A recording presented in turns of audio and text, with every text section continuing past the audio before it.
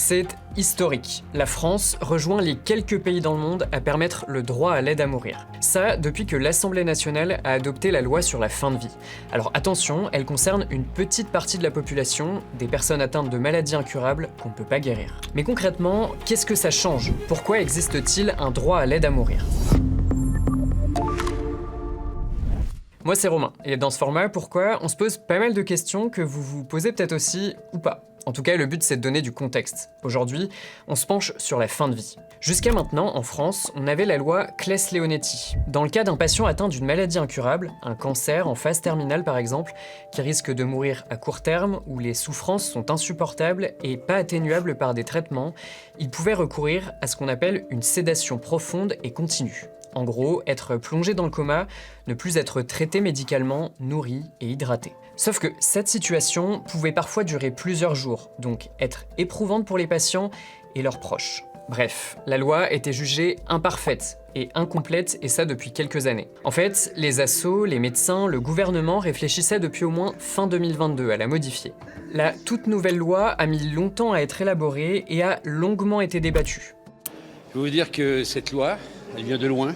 Et d'aide à mourir qui est un choix avant tout personnel, donc du malade.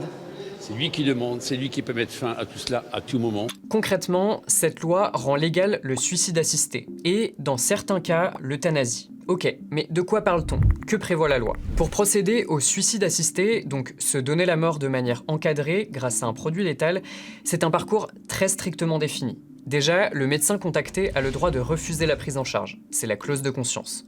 Par contre, il est obligé de rediriger le patient vers un autre médecin. À la première consultation, il doit présenter les alternatives possibles au patient, comme les soins palliatifs ou un suivi psychologique. Ensuite, c'est un collège de plusieurs professionnels de santé qui vérifient la demande, pas juste le médecin référent. Il faut au moins un spécialiste de la pathologie dans le groupe. Après ça, le médecin a 15 jours pour rendre sa décision. Le patient, lui, il doit attendre au moins 2 jours avant de choisir la date de son suicide assisté et le lieu.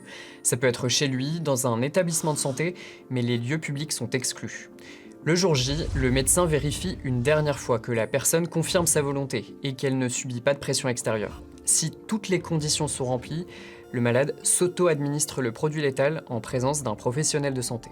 En fait, c'est uniquement si le patient n'a pas la capacité physique de prendre ce produit létal qu'un professionnel de santé intervient. Le suicide assisté reste la règle, l'euthanasie, où le médecin administre le produit lui-même, une exception.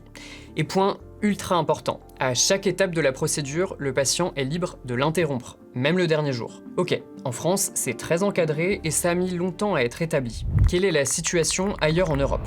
En fait, jusqu'à maintenant, certains malades français avaient recours à des euthanasies clandestines, à la maison. D'autres allaient à l'étranger. Par exemple, ici, en Belgique, où l'euthanasie est légale depuis 2002.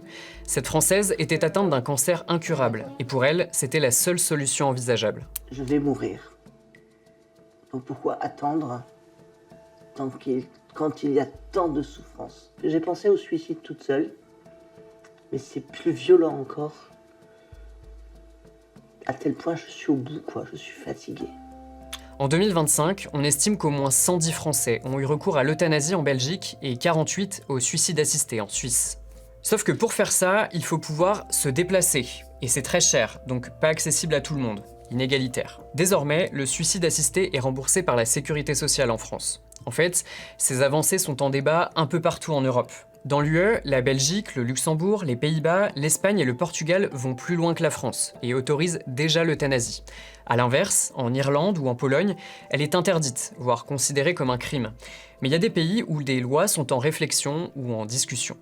Et puis, le type de maladie concernée est aussi un débat. Par exemple, faut-il inclure les maladies comme Alzheimer, exclues de la nouvelle loi française, ou pas? Bref, vous avez vu, le droit à l'aide à mourir, c'est un vaste sujet. En France, cette nouvelle loi permet le suicide assisté, et dans certains cas, l'euthanasie.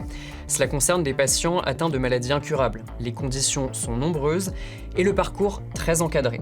Dans l'UE, des pays vont plus loin, et rendent possible ces pratiques à d'autres types de patients.